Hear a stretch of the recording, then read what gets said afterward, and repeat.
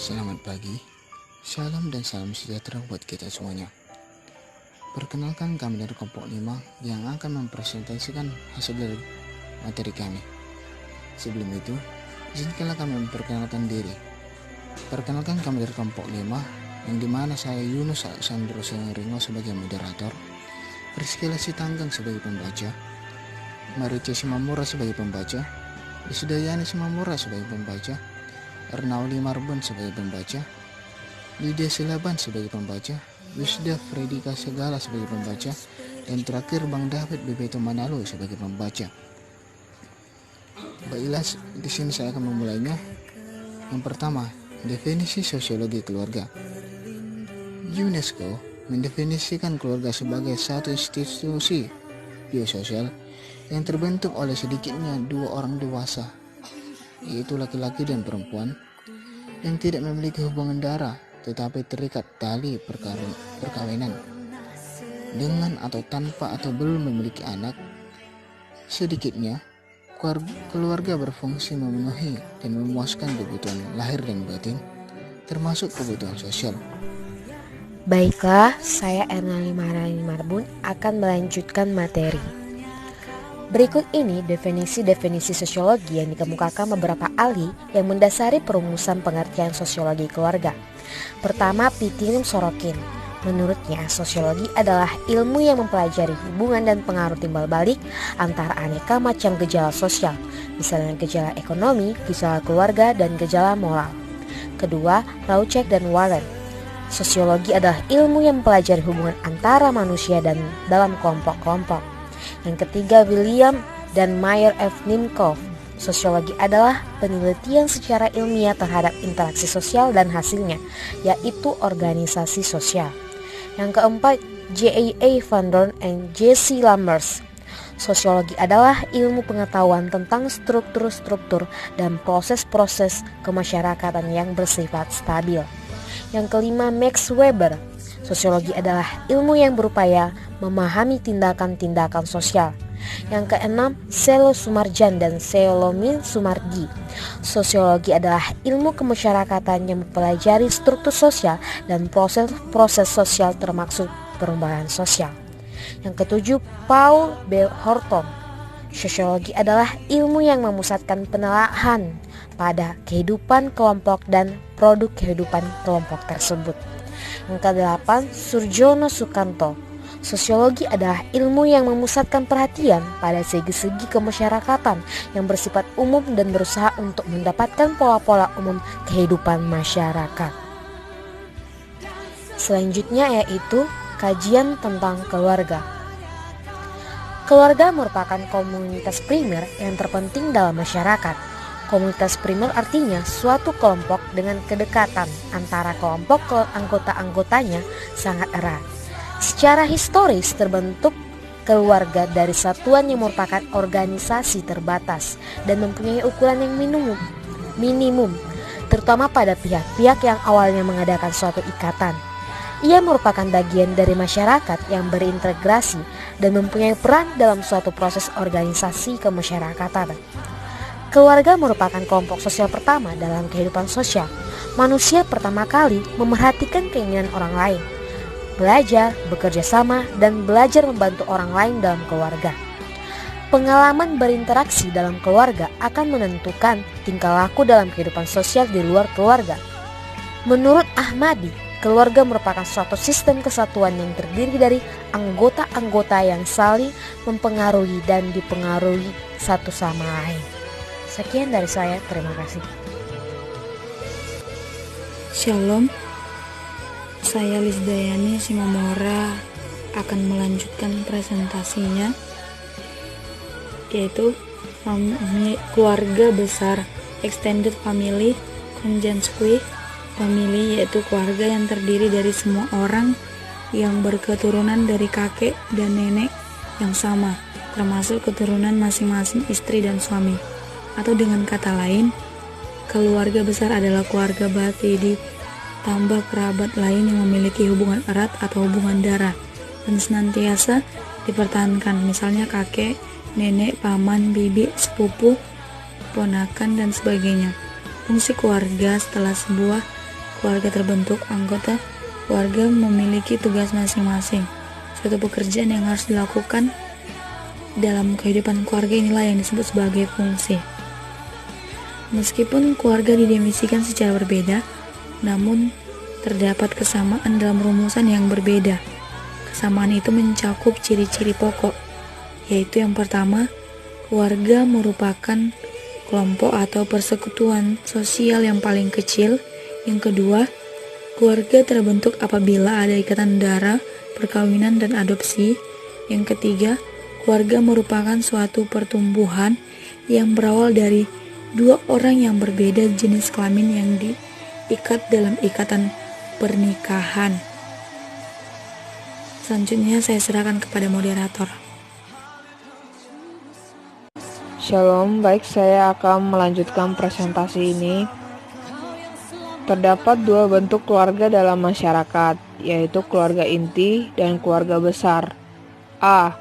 Keluarga inti atau nuclear family, conjugal family, basic family, yaitu kelompok yang terdiri dari ayah, ibu, dan anak-anak, atau keluarga yang terdiri dari pasangan suami istri dan anak-anaknya. Yang B. Keluarga besar, extended family, consanguine family, yaitu kelompok yang terdiri dari semua orang yang berketurunan dari kakek dan nenek yang sama, termasuk keturunan masing-masing istri dan suami. Atau dengan kata lain, keluarga besar adalah keluarga bati yang ditambah kerabat lain yang memiliki hubungan erat, hubungan darah, dan senantiasa dipertahankan. Misalnya kakek, nenek, paman, bibi, sepupu, keponakan, dan sebagainya. 3. Fungsi keluarga. Setiap keluarga menginginkan kelangsungan suatu generasi yang baru dalam rumah tangga yang dapat memperoleh nilai-nilai dan norma-norma yang sesuai dengan harapan masyarakat. Dengan kata lain, keluarga merupakan mediator dari nilai-nilai sosial yang Margaret Mead menjelaskan bahwa keluarga adalah lembaga paling kuat daya tahannya yang harus dimiliki. Oleh karena setiap orang dilahirkan dalam keluarga, maka hal-hal yang dekat dan sangat dikenal oleh setiap orang biasanya tidak luput pengamatan yang kritis, sehingga sangat sulit untuk mengenali ketidakwajaran di dalamnya. Baik, sekian dan terima kasih.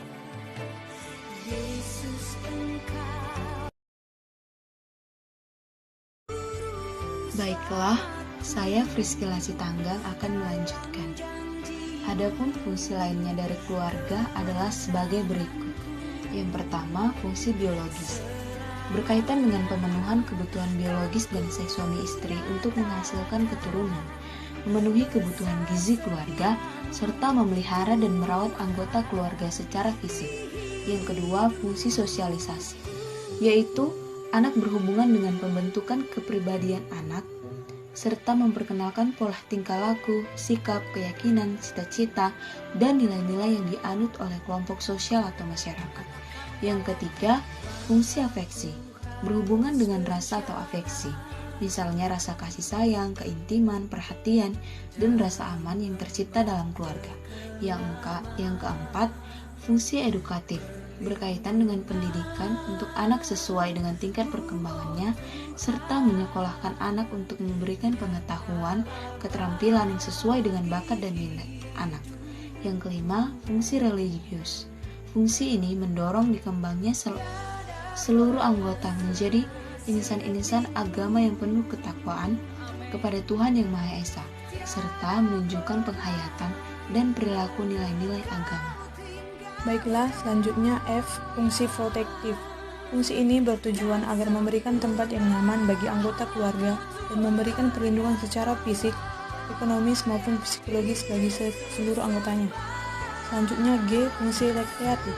Fungsi ini bertujuan untuk mencari hiburan, memberikan suasana yang segar dan gembira dalam lingkungan Lanjutan keluarga. materi kita sekarang tentang paradigma sosiologi dan sosiologi keluarga. Ruang lingkup sosiologi berhubungan erat dengan paradigma sosiologi.